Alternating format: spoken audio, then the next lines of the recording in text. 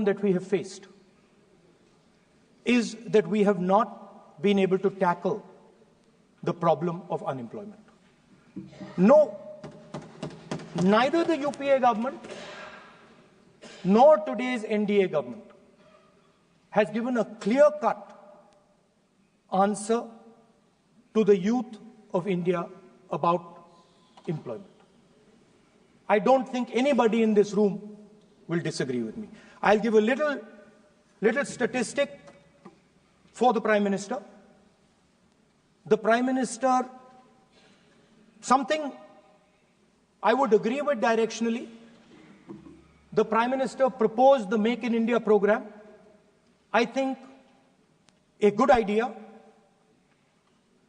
We saw the statues, we saw the functions, we saw the so-called investment, and the result is right in front of me. Manufacturing fell from 15.3% of GDP in 2014 to 12.6% of GDP today. That is the lowest share of manufacturing in 60 years. I'm not even blaming the Prime Minister, because I think it would not be fair to say he didn't try. I could say that the Prime Minister tried, and I think conceptually Make in India was a good idea, but it's pretty clear that he failed, because manufacturing went from 15.3% of GDP to 12.6%. So the first question that any alternative vision would answer to the youngsters of our country is, okay, what and how are we going to solve this problem of employment? Any country basically organizes two things. You can organize consumption, and then you can organize production. Modern way of saying organizing consumption is services. Modern way of saying organizing production is manufacturing. But there is more to production than simply manufacturing. For example, agriculture also is about production. Now, pretty much every government since 1990 has done a decent job on consumption, on organizing consumption. Which are the companies that organize consumption? Uber organizes consumption. Reliance organizes consumption. Adani organizes consumption. But we have, as a country, failed in organizing production. We have excellent companies that try to organize production. They are the Mahindras of this world. They are the Bajajs of this world. Part of Tata's organizes production, but the record of the country in organizing production is dismal. And essentially what we have done is we have handed over the organization of production to the Chinese.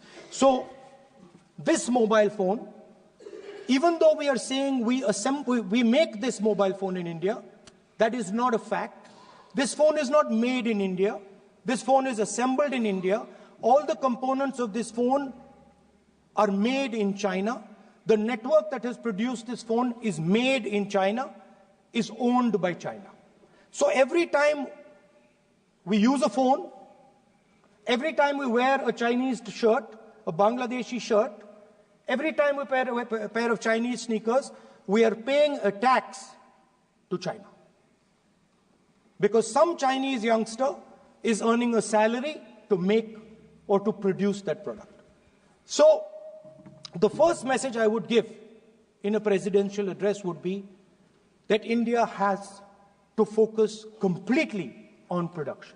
Because if we do not focus on production and we continue to focus only on consumption, we will find that we will run huge deficits, we will increase inequality, and eventually we will run into a serious problem.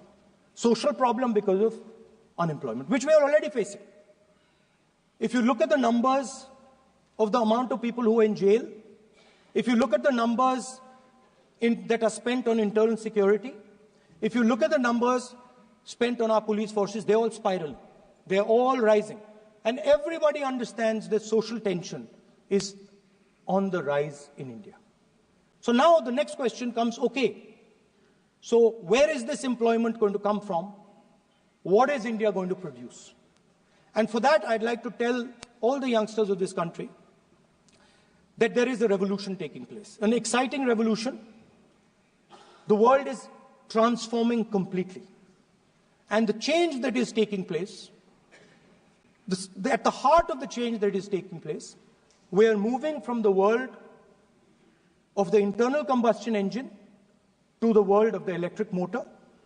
We are moving from petrol to batteries. We are moving wind, solar, potentially nuclear energy.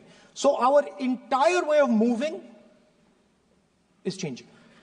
And this is going to change every single thing. It is going to change warfare. It is going to change medical treatment. It is going to change education. It is going to change how we eat. It is going to change every single thing.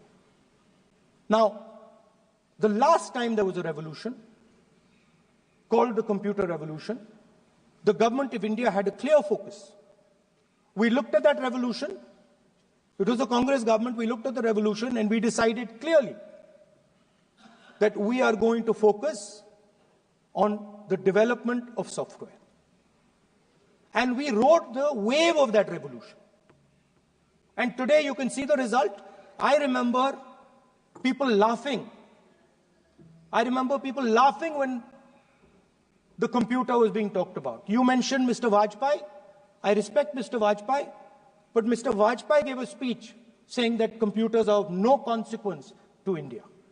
So, what is important when there is a revolution? What is important is that you understand what are the drivers of that revolution and where exactly do you need to focus, where exactly do you need to sit in that revolution. I said that this revolution is going to change everything. And I want the youngsters in this country to think about it. There is a war going on in Ukraine. The war in Ukraine is actually a war between the internal combustion engine and the motor, the electric motor. The electric motor is inside the drone, the engine is inside the tank. And if you look at what is going on in Ukraine, the tanks are dying by the thousands. And small little drones with electric motors, small batteries, not much bigger than that, are destroying the entire tank artillery infrastructure of both Ukraine and Russia. So the drone is the electric motor. The drone is the battery. The drone also needs to see. So the drone is a camera. In the same way, electric cars. The electric car is a motor. The electric car is batteries. The electric car is cameras. Robots are exactly the same thing. Robots are electric motors, multiple electric motors with cameras, with batteries. And this is what the revolution is going to look like. So there are basically 4 technologies that are driving this entire change in mobility. Electric motors, batteries, optics, and then on top of that, you can apply AI. Now people, I want to tell the youngsters of this country, people talk about AI. But it's important to understand that AI on its own is absolutely meaningless. Because AI operates on top of data. Without data, AI means nothing. And if we look at data today, there is one thing which is very clear. Every single piece of data that comes out of the production system in the world, the data that was used to make this phone, the data that is used to make electric cars, the data that is used to make basically all electronics on the planet today is owned by China. And the consumption data is owned by the United States. In China, the consumption data is owned by China. But in India, companies like Google, companies like Facebook, companies like Instagram, X, they own our consumption data. So if India wants to talk about AI, it has to first answer the question, what data is going to power that AI? And the answer today is India does not have that data. Neither does India have production data, neither does India have consumption data. We have handed our consumption data to the big American companies, and the production data we don't have anyway. So what would that vision look like? The first thing, we would start getting youngsters excited about this revolution. We would start to introduce the idea of a completely new way of moving, a complete revolution in how things move. We would start teaching our children in schools about batteries, about electric motors, about how these things combine, about how drones, robots, electric cars are structured, how they will work together. And most important, we have to start building a production network so that we can get access to production data. Now, what would we focus on? We would not give you a laundry list. China has at least a 10-year lead on India in this space. China has been working on batteries, robots, motors, optics for the last 10 years, and we are behind. So what would our president's address say to the youngsters? We will choose critical areas in each one of these technologies, and we will start to build capabilities in those areas. The second thing we would do, we would ensure that our banking system is not captured by 2 or 3 companies that basically do not allow you to build a production system. But our banking system is open, is dynamic, and is accessible to small and medium businesses and to millions and millions of entrepreneurs who want to take part in this revolution. Our foreign policy would take into account this revolution. When we talk to the United States, we would not send our foreign minister to invite our prime minister to his coronation. We would not send him 3 or 4 times, please invite our prime minister. Because if we had a production system and if we were working on these technologies, the American president would come here and invite the prime minister. So it is important to understand where a... Please.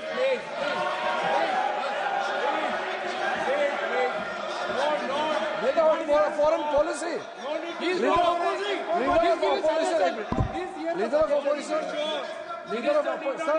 Leader of opposition cannot make such serious unsubstantiated statement.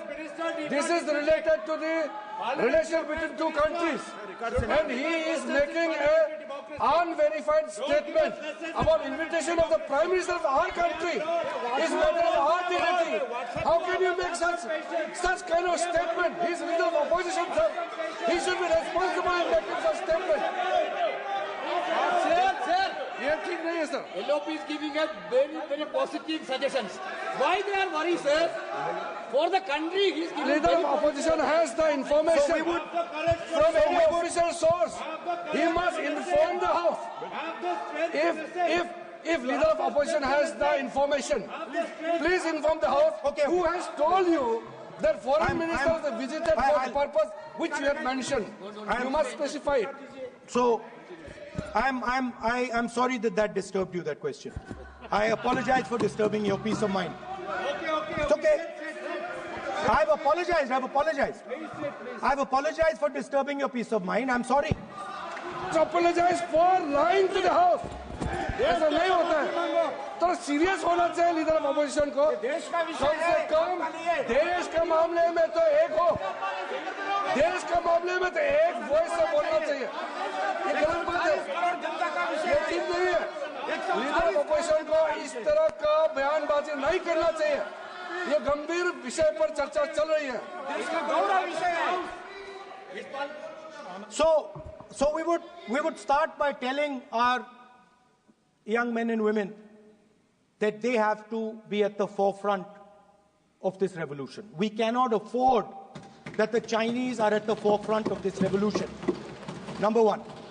Number two, we would ensure that the absolute best experts on these technologies would talk to our students, would talk to our youngsters, and guide them on what a future on what these future technologies are going to do. We would make them partners in this revolution. Now, we talk about defense. And today, we have the Chinese. And the Prime Minister has denied it. And the army has contradicted the Prime Minister. It's true. The Prime Minister has denied it. The Prime Minister has denied it. And the army has disagreed with the Prime Minister that China is sitting on 4,000 square kilometers of our land, of our territory.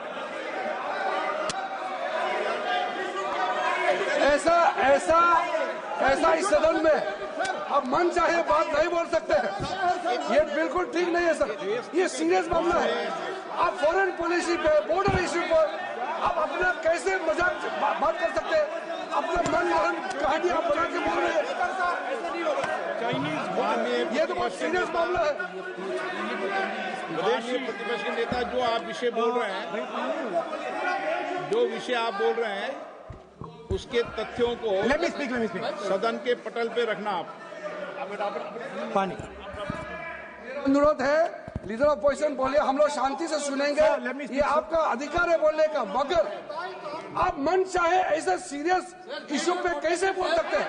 ये serious मामला है। आप सदन में army के पास मर्जी से बोलते हो, फॉरेन मिनिस्टर का पास बोल देते हो, सीमा का बात ऑफिसर वर्जन से अलग बात करते हैं। ऐसा मत बोलिए, ये देश के लिए ठीक नहीं है। आपको सीरियस होना पड़ेगा लीडर ऑफ अपोजिशन। ये गंभीर मामले को आप ऐसा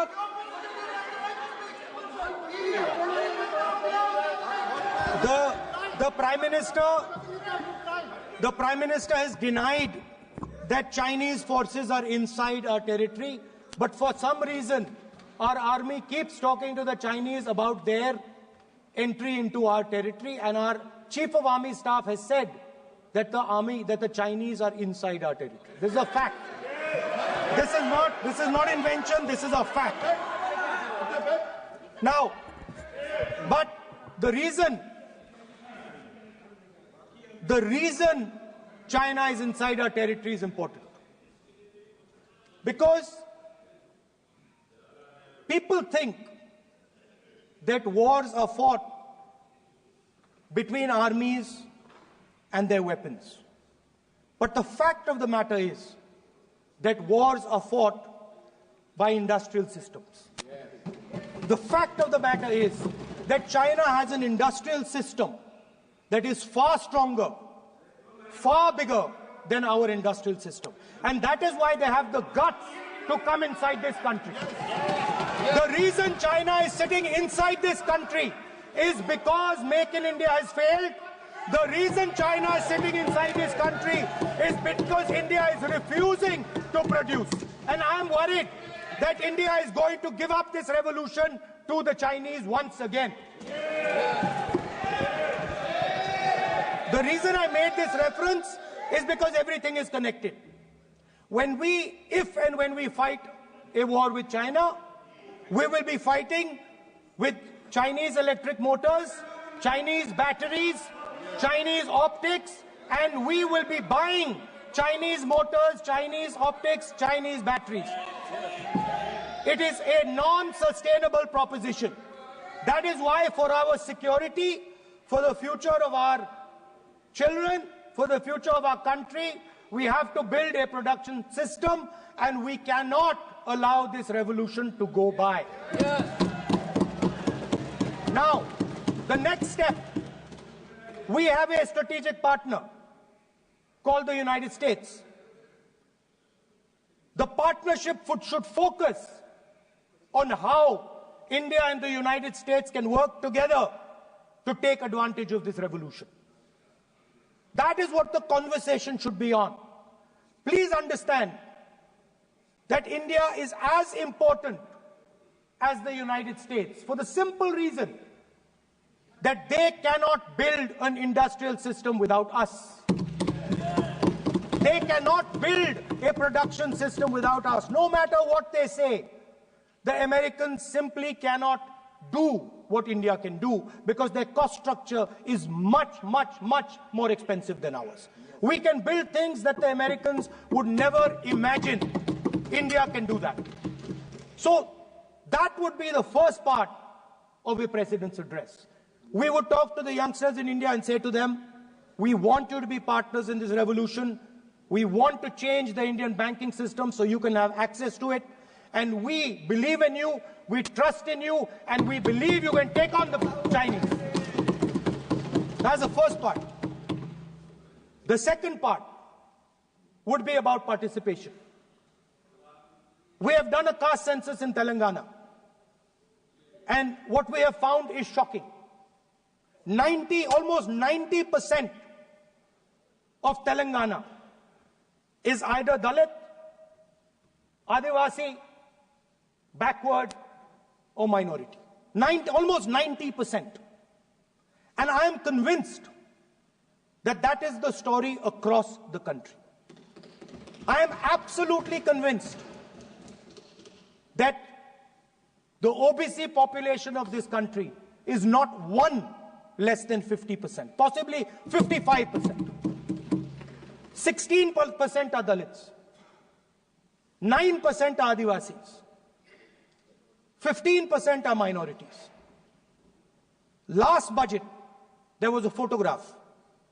You remember the photograph? Of course. वो मक्खन बांटने वाली, हलवा बांटने वाली फोटो. मैं हैरान हो गया कि इस बार फोटो ही हटा दी. हलवा खिलाया मगर दिखाया नहीं किसको खिला रहे. Please. So at the center of any new development paradigm for this country, which runs parallel with the production paradigm I spoke of, which works together with the production paradigm I spoke of, is the participation of lower castes, OBCs, Dalits, Adivasis in the wealth of this country. If we look at the largest corporates in this country, they're all owned. None of them are owned by OBCs. None of them are owned by Dalits. None of them are owned by tribals. If we look at the biggest media companies that support the Prime Minister, every day we see the Prime Minister's pleasant face, smiling face on these media. None of them are owned by OBCs. None of them are owned by Dalits. None of them are owned by Adivasis. This is the fact. So central to any new development paradigm is the architecture of a new paradigm. And that architecture of the new paradigm can only be built once the caste census is placed on this table. Because once the caste census is placed on the table, we will know exactly how much of this country's wealth, how much of this country's power, how many of this country's institutions are owned by 90% of this country. There are OBC MPs in the BJP. There are OBC MPs in the BJP. There are Dalit MPs in the BJP. There are Adivasi MPs in the BJP. Remember, you are OBCs, you have 50% of the population, and you have absolutely no power. I know that you're sitting there and you cannot even open your mouth. That is the truth of the country. प्रधानमंत्री का चेहरा आपको दिखाई नहीं देता है. जाति जनगणना, प्रधानमंत्री का चेहरा आपको दिखाई नहीं देता है. Architecture, participation, revolution in this country that we are going to bring. ये अंधेरा हो गया है. पार्लियामेंट में ये कुछ दिखता नहीं है. सोनिया गांधी, प्रियंका, ये इधर अपोजिशन को कुछ दिखाई नहीं देता है. ओबीसी बात करते हैं. So the idea is, Speaker, दिखाई नहीं देता क्या?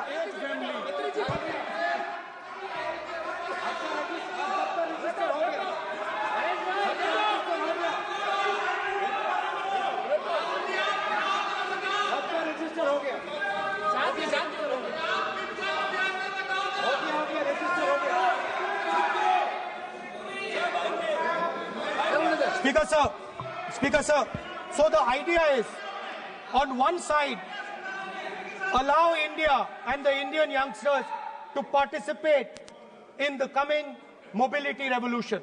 Allow them to participate in building robots, in building drones, in building electronic items, in building EVs. And on the other side, running parallel.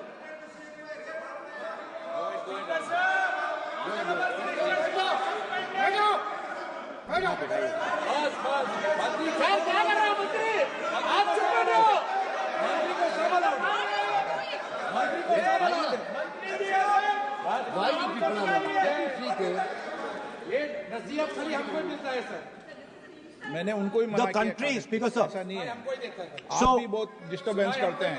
Okay, Speaker sir, so parallel ideas. One idea, participate in the mobility revolution. Whether you're thinking of economy, weapons, production, healthcare, India should participate in this revolution. India should become the master of the electric motor, master of the battery, master of optics, and master of AI applied on top of that production system. Now imagine the power of AI when we apply it to the caste census.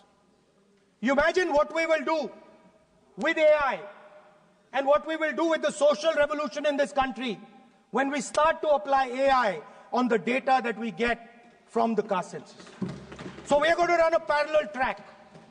On one side, participation, revolutionizing the participation of Dalits, OBCs, Adivasis in the ruling of this country, in the institutions of this country, in distribution of wealth of this country. And on the other side, parallel track, challenge the Chinese and participate in the revolution and defeat the Chinese in electric motors, batteries, solar panels, and wind. So that is the first two parts of any presidential election address that any India Gathbandhan leader would give you. The final, of course, we go back to the Constitution. This, our favorite, just like the production system is a weapon, just like Jati Jangarna is a weapon of transformation, this is what the entire architecture is built on. I remember before the elections, all of you were saying 400 par, and you were saying you would change this. And then I was glad to see that the Prime Minister walked in and then was forced to bow his head in front of the Constitution. It was a moment of pride for all Congress people that we had explained to the Prime Minister and to the whole country that no force will dare touch this. I know that the RSS has never accepted this. Mohan Bhagwatji has said that India didn't get independence in 1947. He has said that this constitution is meaningless. I know that that is at your heart. We will never let your dream come true. This constitution is going to rule India always. Now, एक minute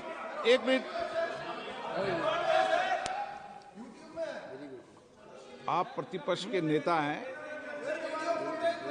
मेरा आपसे आग्रह है कि जो विषय आप रखें वह तथ्यों के आधार पर रखें, उचित होगा। मैंने आपको पहले भी कहा, और जो सदन के सदस्य नहीं हैं उनकी चर्चा न करें। बताता हूं सर, मोहन भागवत आप ने नियम प्रक्रियाओं की पालन करें, आपसे अपेक्षा। सर, मोहन भागवत जी ने स्टेटमेंट दिया। मोहन भागवत का statement Sir, one second. We will authenticate. Speaker, sir. We will authenticate. Speaker, sir, Mohan Bhagwat ji made a statement saying that India did not receive independence in 1947. It received independence when the Ram Mandir was inaugurated. We will place that on the table. Now, sir, I would like to mention one small thing, but very important thing. Speaker, sir, this constitution is supported by भाषा पे ध्यान दीजिए. This constitution is supported by the vote of our people. Without the secure vote of the Indian people, this constitution means nothing. Now I want to bring to the notice of this House some data, some information about the Maharashtra election. Very simple stuff. Speaker, sir, between the Loksabha election, which the India Alliance won, and the Vidhan Sabha election, the voting population of Himachal Pradesh was added to the voting roll of Maharashtra. Meaning the entire population of Himachal Pradesh was added to the voter rolls of Maharashtra. Please understand what I am saying. In Lok Sabha, the difference between Lok Sabha and Vidhan Sabha was the population of Himachal. The entire population. What? Almost 70 lakh new voters suddenly arrived between Lok Sabha and Vidhan Sabha. Now, the most interesting part, and the Prime Minister is not looking at me. The most interesting part. मजबूरी है. आप The तर्क most पे बात करना है, interesting part. तर्क पे सब सुनेंगे. तर्क पे बात करो. मुंह नीचे कर लिया suddenly. The most interesting part is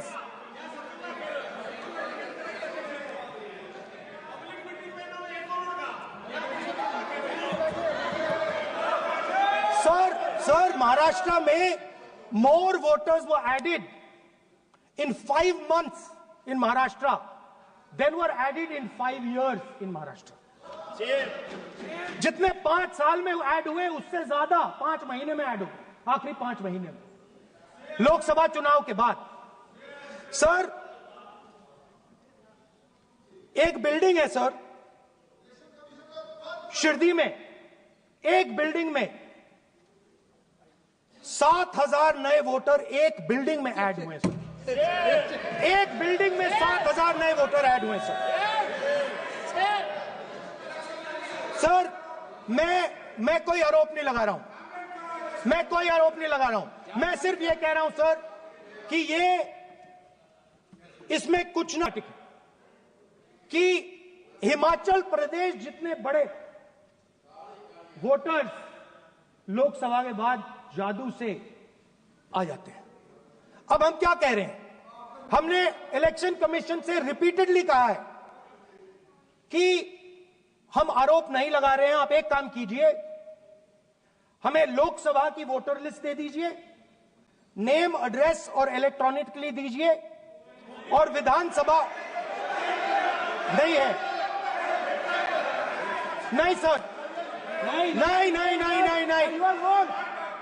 speaker sir, वो सब वेबसाइट पे रहती है, सब जानते हैं, कभी भी कोई निकाल सकता है. स्पीकर सर, मैं समझा देता हूं सर. स्पीकर सर, वो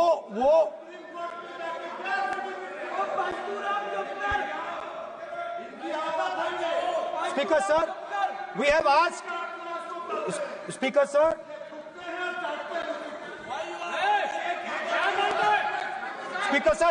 we are asking this question. Speaker sir, population of Himachal Pradesh. Please. Population of Himachal Pradesh has voted. Extra has voted in Maharashtra. We are saying to the Election Commission, please give us the names and addresses and polling booths of all the workers in the Lok Sabha and all the workers in the Vidhan Sabha, so we can calculate who these new workers are, who these new voters are. Interestingly, the new voters are mostly in the constituencies that the BJP has swept. Please understand, the new voters have been added mostly in the constituencies where BJP has swept. I am still not making an allegation. I am saying on the floor of the House that the Election Commission has to give the data of the Maharashtra elections to the Congress Party, to the Shiv Sena and to the NCP, so that we can see exactly where these voters have been added, who has been subtracted, who has been added, where they have been added. This is not an irresponsible request. This is a very simple request for them to fulfill. The reason I am saying this, sir, is because the rules have been changed. This is not just said in isolation. Speaker, sir, the election commissioner used to be chosen by the Prime Minister, Leader of Opposition, and the Chief Justice. Sir, the Chief Justice was removed from that committee. Why? Why? This is a question, sir. This is a question to the Prime Minister. Why was the Chief Justice removed from the committee? Now, in a few days, I'm going to go to the meeting. I'm going to go to the meeting. There's going to be Mr. Amit Shah and Mr. Modi ji. And there's going to be me. 2 to 1. Why am I even going to the meeting? What is the purpose of me going to the meeting? I'm only going to the meeting to certify what Modi ji and Amit Shah ji are going to say. Right? Whereas if the Chief Justice was there, there could be a discussion. Chief Justice and Leader of Opposition could say, no, we don't agree. So, there seems to be a calculated strategy. Now, just prior to the Loksabha, the election commissioner was changed and 2 new election commissioners were placed. Yes. We know that the election dates were changed. Yes. We know that the elections were postponed. These are facts. These are not things I am inventing. So, in order to safeguard this constitution, the entire opposition requests the data for the Maharashtra election. We request the data and the electoral voter list for Lok Sabha and the corresponding list for Vidhan Sabha. And I am very confident that the Election Commission will not give us this information. Speaker, sir, that is broadly. So the third element of our President's address would be a determined defense of India's institutions, of our democratic system, and a re-look at our entire democratic framework, and the looking again at all the institutions that have been taken away from the people of India. So those would be the type of things that we would say in a presidential address. I'd like to finally say one thing. In the last, थोड़ा बढ़ा देता हूँ. अब मैं थोड़ा और खींचूंगा. अब और खींचूंगा थोड़ा. अब और खींचूंगा. So in the last, there is a background, a philosophical background to what I am saying. Essentially, what I am saying to the youngsters of India and to this house is that instead of focusing on multiple things, instead of telling us a laundry list, give us a strategy, give us a vision, make it clear, right? Now, there is a philosophical basis to this.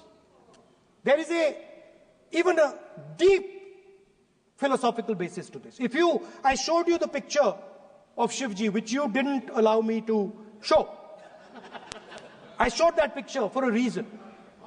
What does that picture tell us? If you look at that picture carefully, it tells us focus carefully. Do not get distracted. Do not look here and there. Do the job at hand. So there is a philosophical basis to the speech I have given. I have not told the House and the country that we will do this, and this. This is the philosophy of Shivji. Say what you have to say, but be clear that you're going to do that one thing and don't do 56, 70 different things. So there is a link between our philosophical tradition, our religious tradition, and what I'm saying. And that is what India needs to do. India needs to connect the past, the values of the past. You talk about Sardar Patel ji, but you destroy Sardar Patel ji's values every day. You talk about Ambedkar ji, you destroy his values every day. You talk about Nehru ji. No, you don't talk about Nehru ji. Right?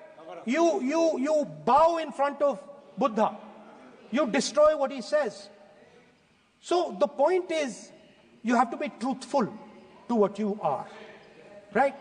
And it is important that when you are giving a way forward to the nation, there is clarity. There is clarity of purpose.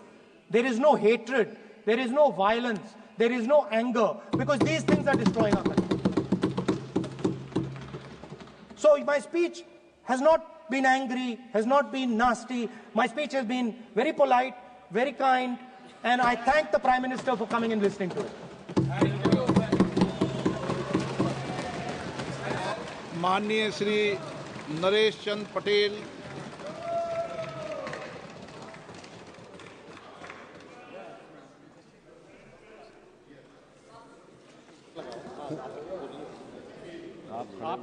माननीय सभापति महोदय, अध्यक्ष जी, जाने वाले कोई नहीं रोक पाएगा। आप तो अपना भाषण दें। महोदय, सबसे पहले मैं आपका धन्यवाद करना चाहता हूं कि आपने महामहिम राष्ट्रपति के अभिभाषण के धन्यवाद प्रस्ताव पर मुझे बोलने का मौका दिया। मानवर, इस सदन में बोलते हुए सबसे पहले मैं महाकुंभ में हुई दुखद घटना को स्मरण करना चाहता हूं। उन